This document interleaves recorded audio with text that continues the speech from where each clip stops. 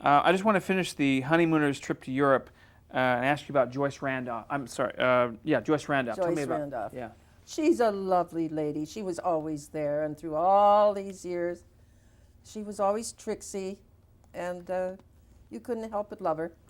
She was part of the family. And so for these shows, these musical versions of the honeymooners, all of the cast would be Sing, dance, anything you needed, they were all able to do. Like our Carney cars, he could move, he could dance, except, it was hard to pull it out of him. Oh, he could do much more. Then he'd go out on stage and dance up a storm, and I'd ready to kill him because what he puts himself through. But of course, that's the way he works when he feels insecure. He wasn't insecure about his lines in the part he played with Jackie. He was at home with that. But if he had to do something that he wasn't used to doing, I paid for it, and nobody else. Of course, Jackie was the same way too. Oh, it's hard to get into rehearse. which I want to ask you about. But were your 16 dancers also in these honeymooner episodes? Oh yes, yes. They were throughout. They used to play bit parts too. When you needed like in Italy, I did a tarantella, but there had to be people walking through the shopping center or whatever it was. Let's talk about rehearsal. You had mentioned Jackie didn't like to rehearse. What were the challenges in when would he come into the process of a show? The day of the show usually, or the day before when I talked him into doing a tango.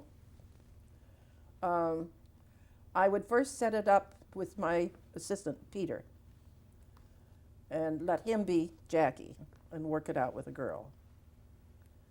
And then I'd bring Jackie in, and he'd watch Peter do it and say, "Okay, that's all right, I've got it." And I said, "What? Do it with her though once, or at least try." "No, don't worry about it, June. When we get to the theater, you'll see." And I forgot whether I think it was Mercedes I put with him to do we did a tango. I wanted him to do a tango and be Rudolph Valentino, which was great. And but he led her through. Oh no, I did it with 6 girls and Jackie. He did it. How or what he put everybody through, because the girls were scared to death. But he pushed them around. He put them in their places and where they should be. He was brilliant, but no rehearsal except I did get mad at him once though. He went to London and made a movie. What was the movie he made that he had a dance? And he did a brilliant dance, and it was a long dance because it was out of a Broadway show, which I don't remember the title. And I had heard of the choreographer. I didn't know it. He did a brilliant job with Jackie. So when Jackie came back, I said, "That's it. Why don't you send to England for the choreographer that you worked for? You rehearsed with him. Why don't you rehearse with me?" "June, you know that I don't have to rehearse with you because I can do everything." I said, "Well, you worked with him. You've never worked with me. Think what I could do with you if you ever worked." That was the fun working with him, though. Really, I miss it. What was his reasons for not rehearsing for the rest of the show? He hates to rehearse. He claims that he'd rather be doing it like for the first time out on stage. You'll get a better action rather than to doing something that you know too well. And he proved to be right for himself, of course. Art, Joyce, Audrey, I mean, they used to be out of their minds, but with time they got used to it. Art Carney was fabulous with Jackie. It really, really was. He was very alert. He could do funny things that wasn't called for, but it would be funny. Jackie loved it. So he enjoyed the spontaneity that occurred without rehearsal. Absolutely. Absolutely. Yeah.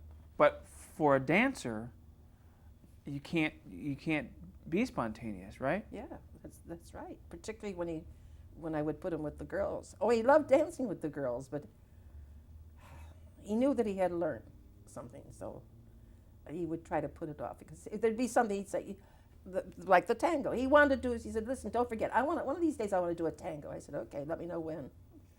So in a couple of weeks, I said, "Are you ready to do the tango?" "Oh yeah, let's do it this week." I said, "All right, when can I get you in the studio?" "June. You know what? Let Peter do it."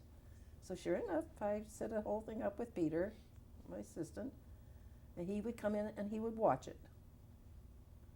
But I don't think he would. I don't think he ever did that the tango with the girls.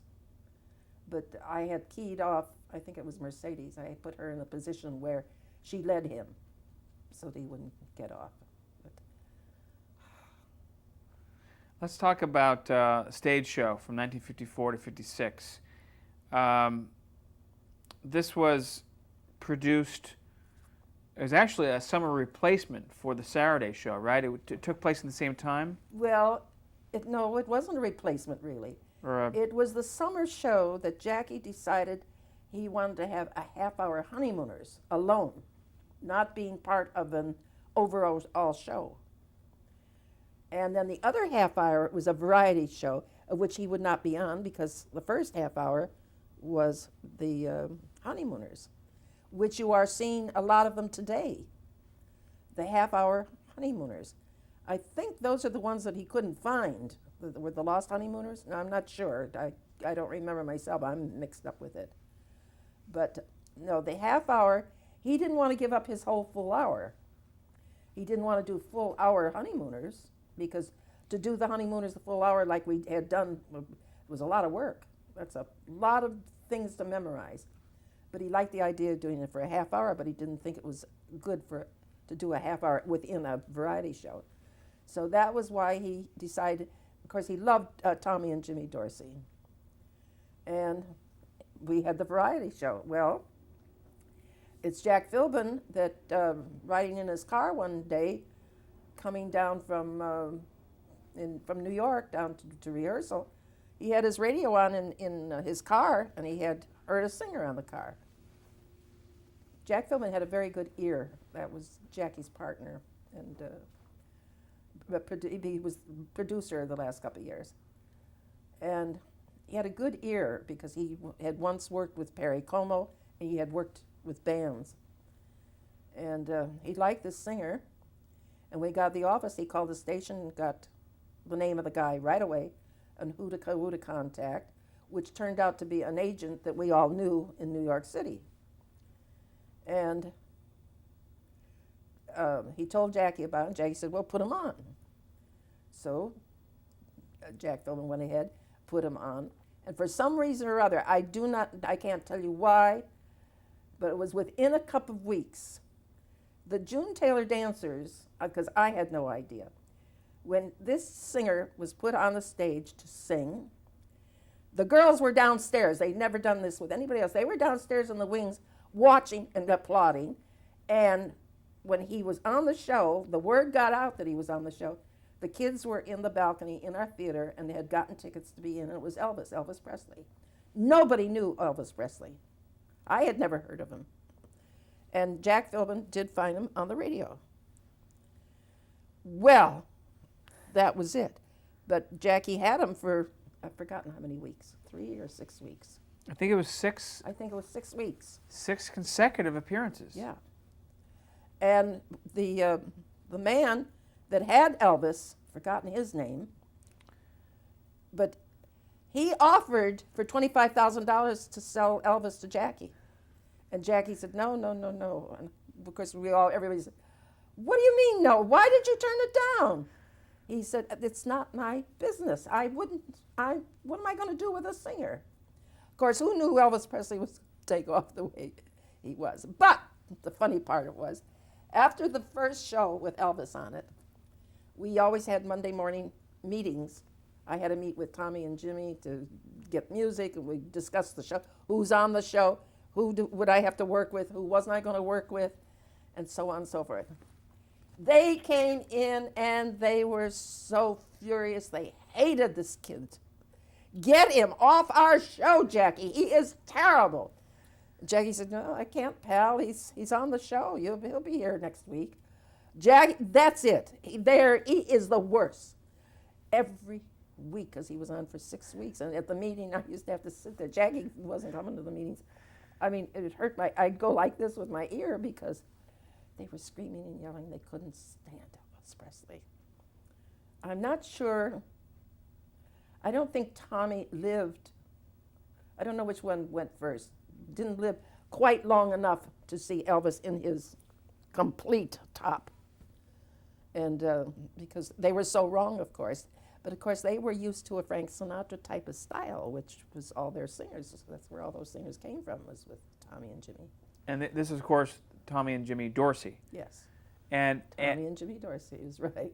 who, I mean, didn't they introduce Elvis on the show? Oh, yeah. So as part of the show, Here he is, Elvis Presley. Well, by the third week, first of all, he was standing room only, and they had to introduce him.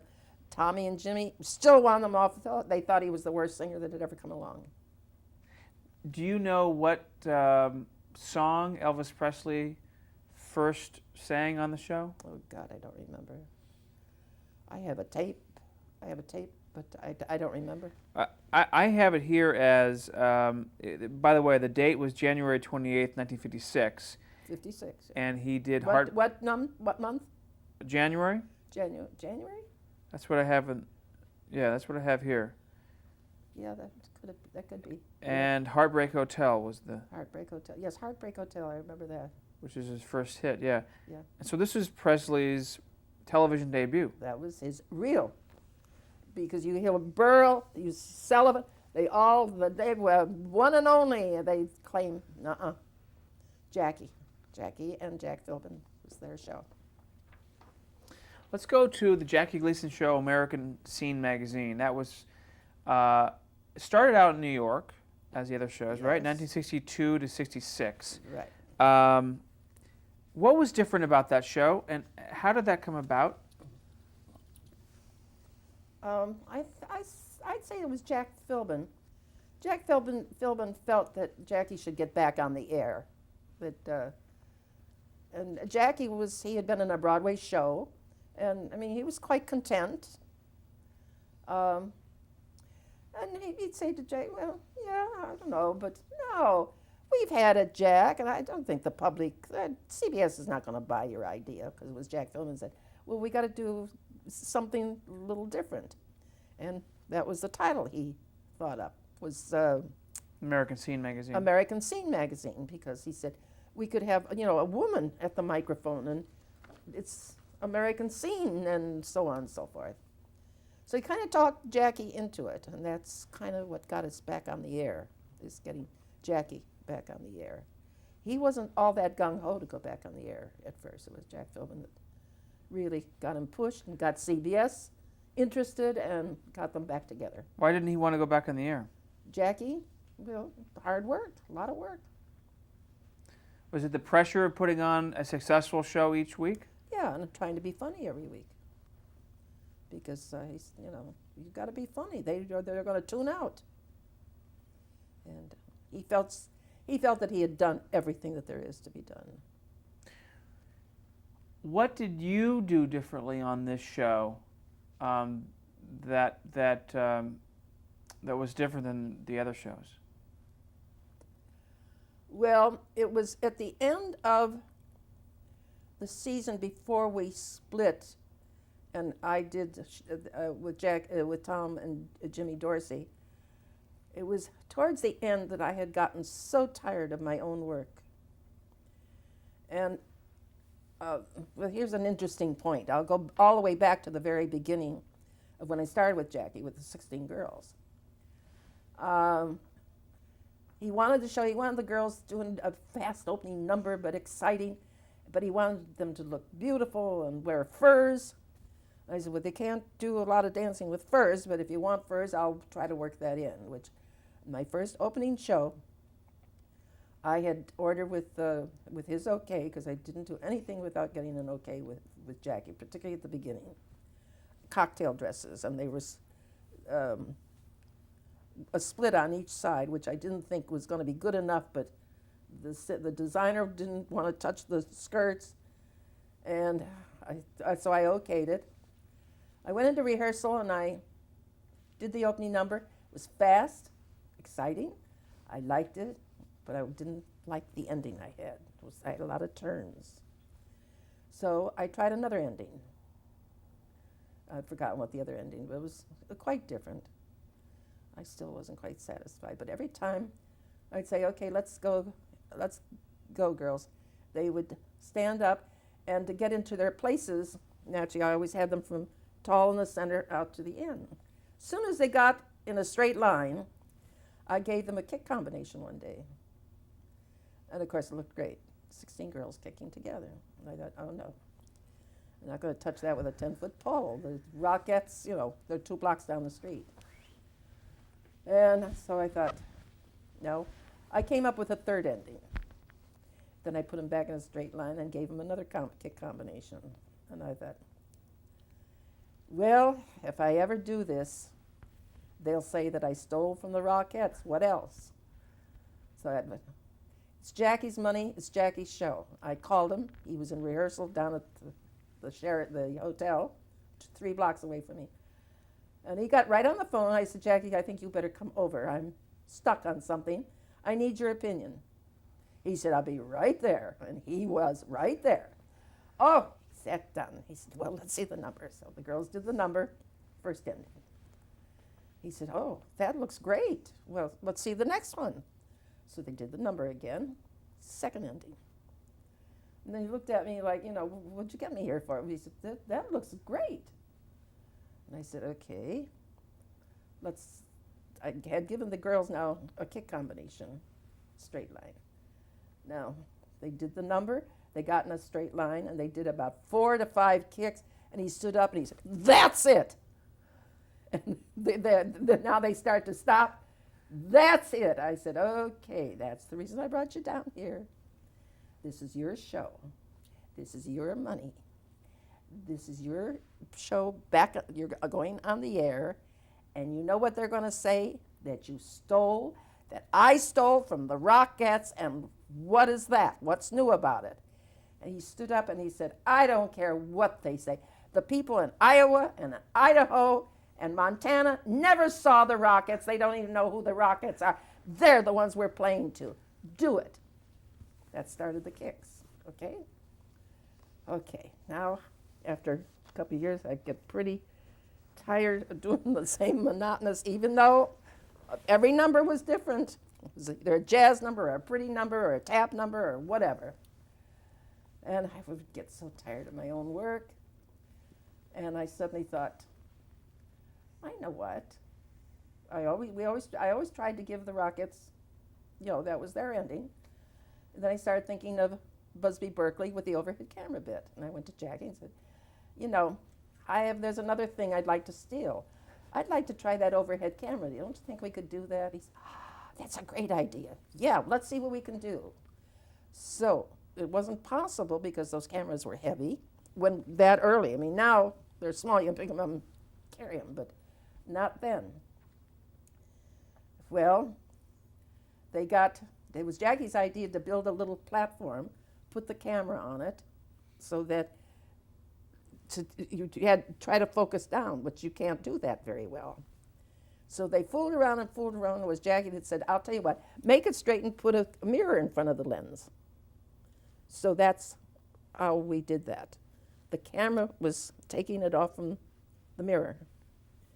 And we put it overhead. It was a lot of work, though, focusing. They have to bring it down, refocus, back up, try it. Oh, that costs a little bit of money. But Jackie said, go ahead, let's do it. And that came the overhead camera.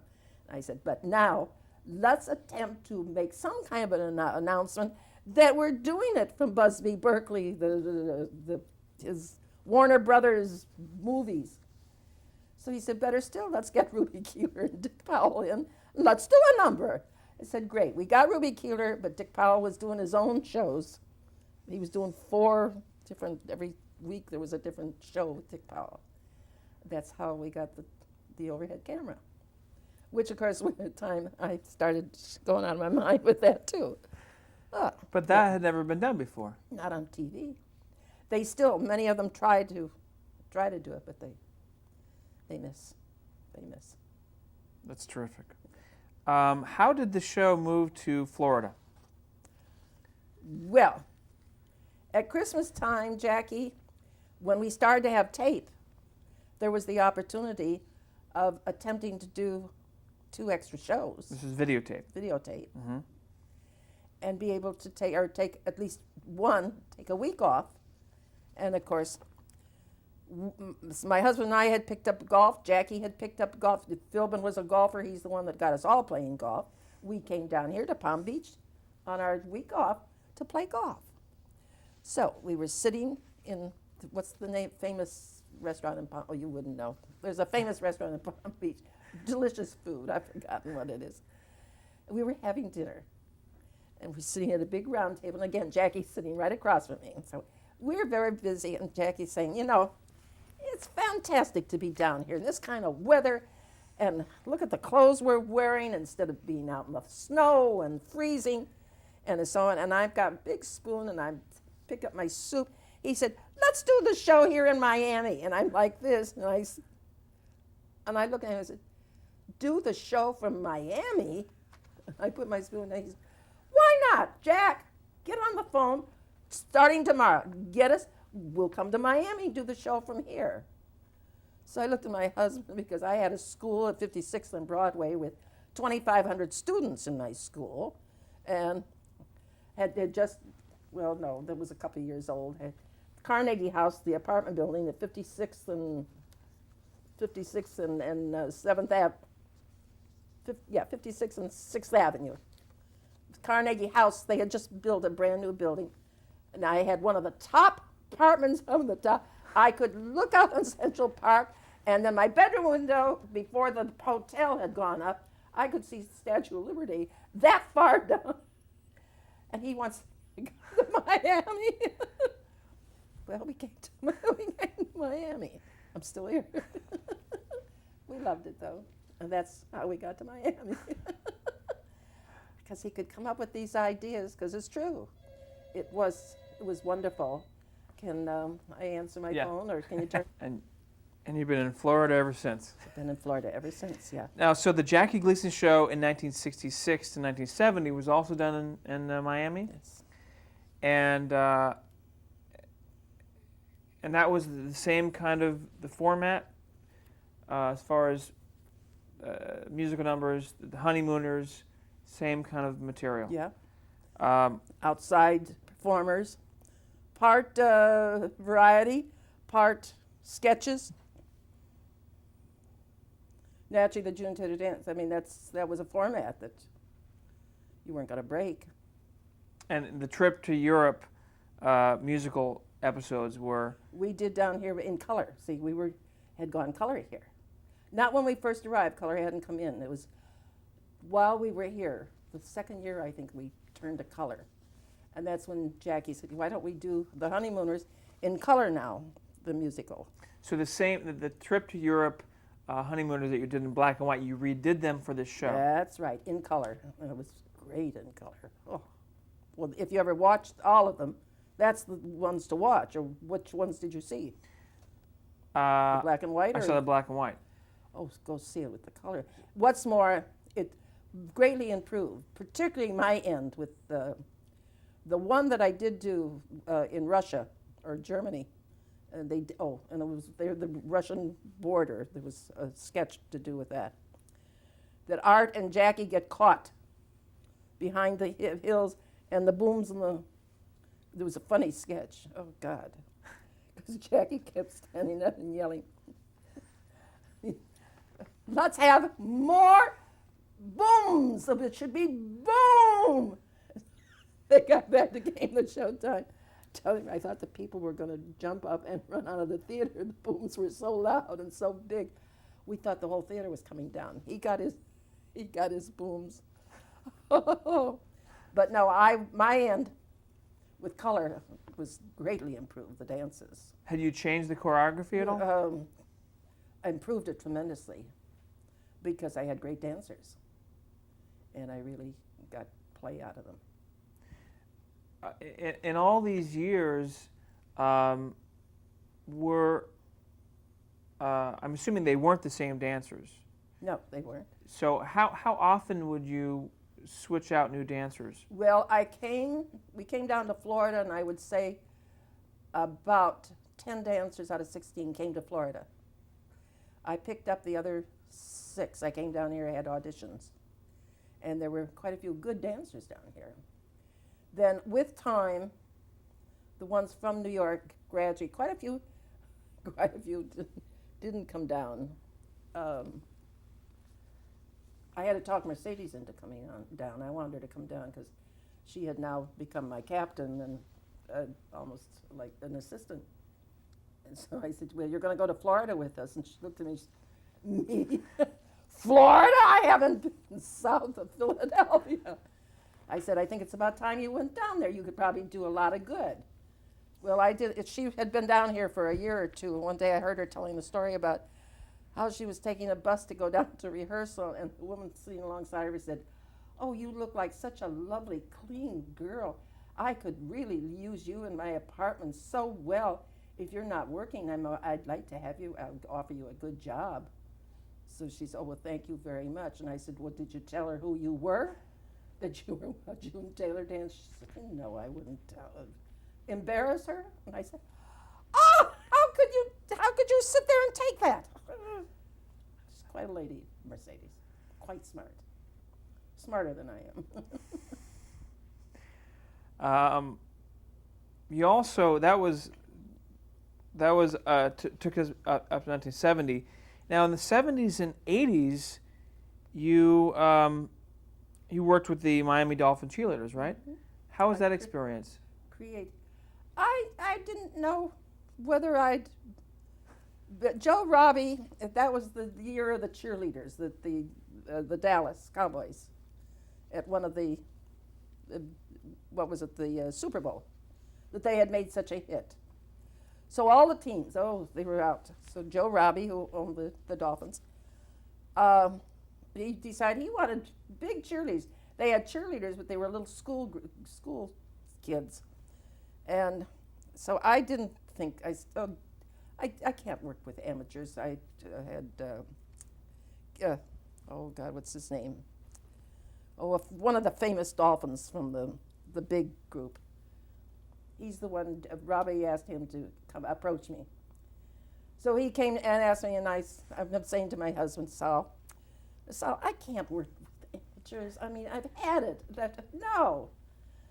And he said, do you know what you would do, though, with amateurs and what it would mean to them for you to work? And he talked me into that was my husband.